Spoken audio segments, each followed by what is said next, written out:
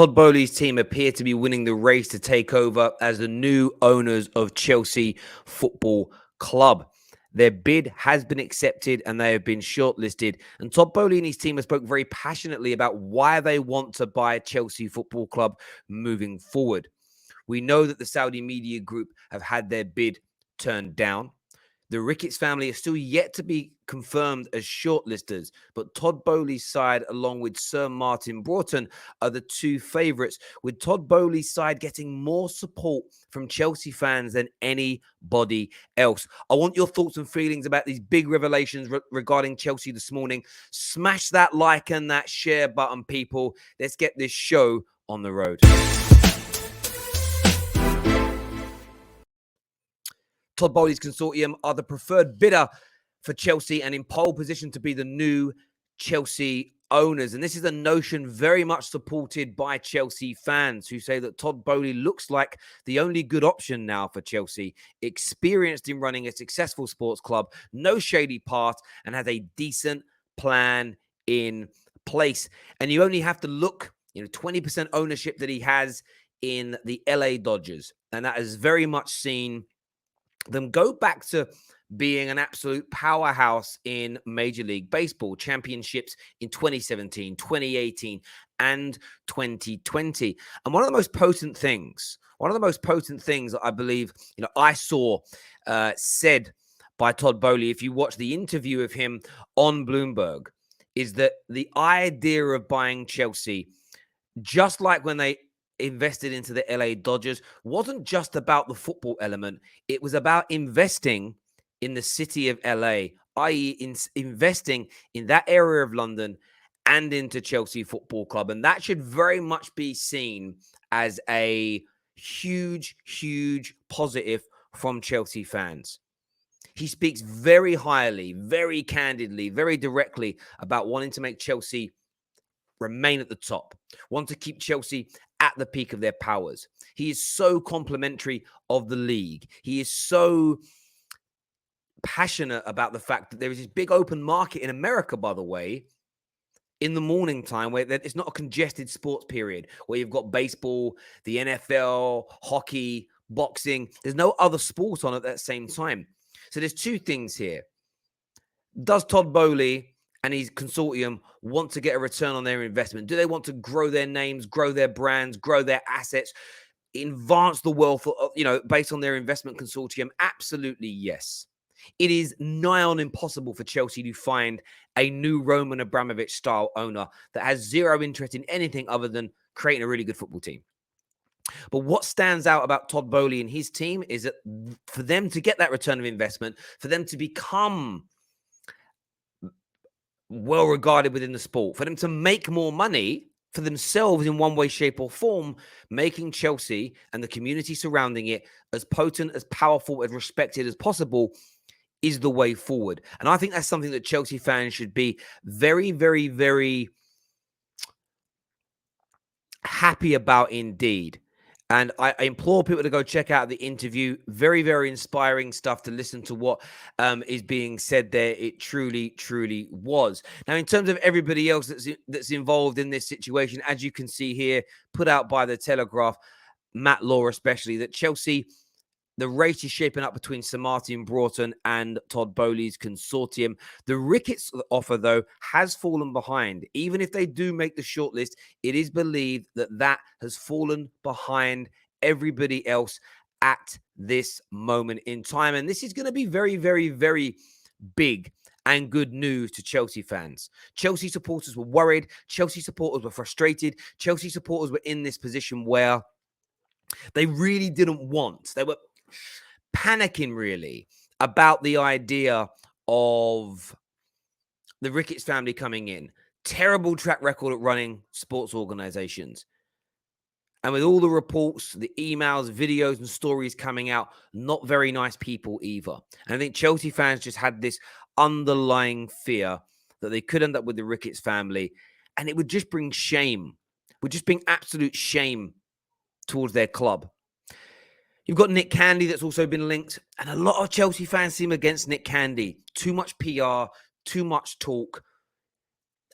And Nick Candy's kind of gone about this in the political way. he's almost tried to, like, if you actually look into the consortium that involves Todd Boehly, what we kind of know about that is the fact that they actually have a Tottenham fan in Jonathan Goldstein as part of their consortium. And Nick Candy's group very much tried to use this as a tool to beat Todd Boehly and his consortium over the head with. The problem is that when you actually break this down into reality, Roman Abramovich tried to buy Tottenham before he bought Chelsea. Did Petr Cech and Marina, that run the club for Chelsea, did they grow up as Chelsea fans?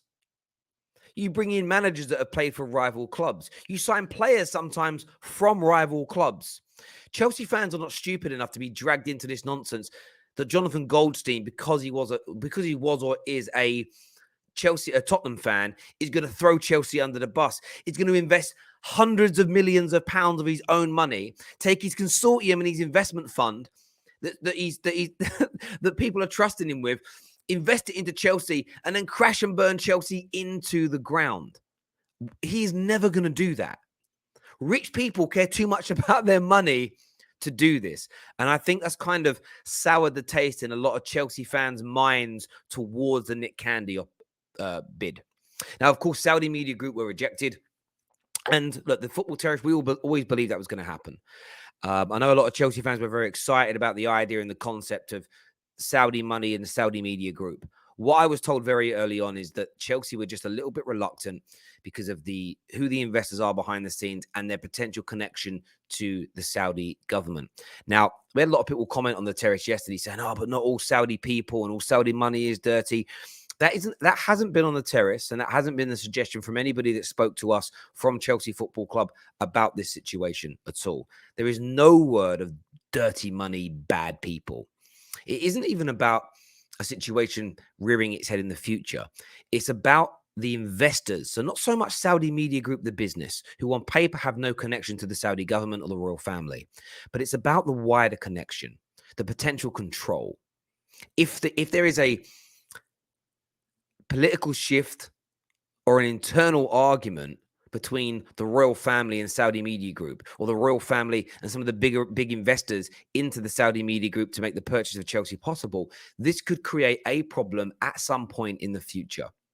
That isn't a dig. If, for instance, the Saudi prince didn't own Newcastle United, I think Saudi Media Group's bid would have been considered more seriously. Chelsea are just future-proofing themselves from any potential problems that arrive internally within that nation. It isn't a dig or a looking at the money as not being legitimate or clean or the people not being good individuals. That isn't the case at all. And that's been reaffirmed to me yesterday by two people, one person who works for Chelsea, the other person very, very close to the football club. But it does appear that now Saudi Media Group are out the way.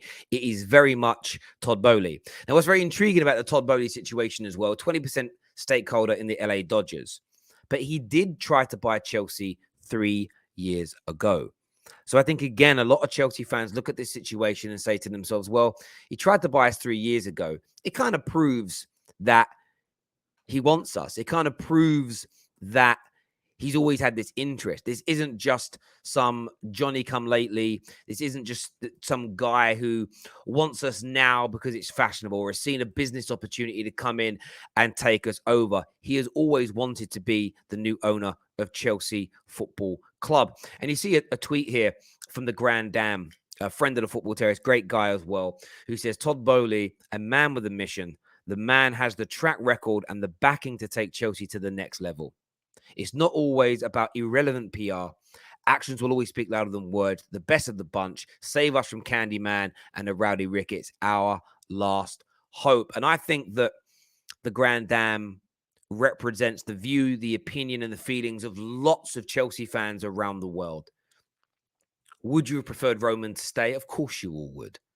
But then you have a number of, 20, 30 different consortiums all bidding for you, different organizations. And I would say, looking at this from the outside in, Todd Boehly, his bid, his group, his people have appeared to be the best. You have Vince here, another Chelsea fan, who says that if Todd Boehly doesn't win, then I'll be disappointed. I don't see a better option available at the moment. And this is the point. There isn't a better option available at the moment. And Chelsea do not have the luxury either of waiting. They don't have the option of waiting. Oh, let's give it 2, 3, 4 months to see how things kind of progress and how things move forward and what may change, what won't change. Chelsea have to act. They need to get fans back into the stadium. They need to start planning for next year. Chelsea Football Club were in talks with Paul Pogba to bring him to their club only a few short weeks ago. They've had to halt that. They want to get back on with their planning for next year. They want to make the squad feel secure, Tuchel feel secure, so they can get back to winning. And as I've said already, is Todd Boehly and his consortium an investment firm? Are they investing in this purely to make Chelsea a better football team? No, there is a wider agenda for them.